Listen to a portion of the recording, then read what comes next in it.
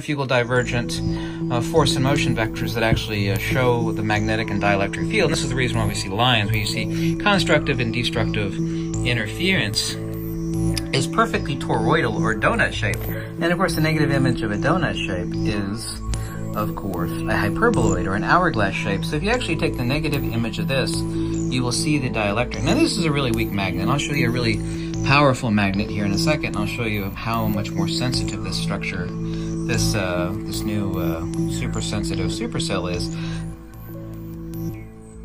Let's zoom in and do that, huh? Doesn't matter whether I place it on the top or the bottom. The magnetic field penetrates through absolutely everything.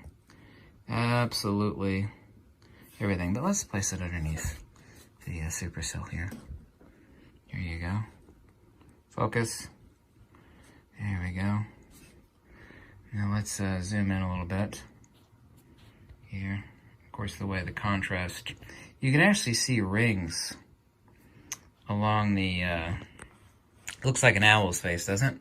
This is the secret of Mother Nature here. This is the actual constructive and destructive interference. Here's one pole, here's another pole.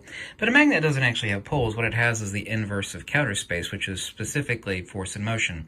See, centrifugal divergent magnetic field, which of course is not literally being emitted from the magnet. It's literally the ether itself under polarized deformation from the field of the point source singularity that is what defines the magnet. Because a magnet is not defined by what is quantitative, rather by what is qualitative. And I've explained this 1,000 times, and also too, including my book. Let's show you one pole of the magnet here. Let's zoom in. Sorry about that shaky video, but if I zoom in here, you can actually see little concentric circles in the middle.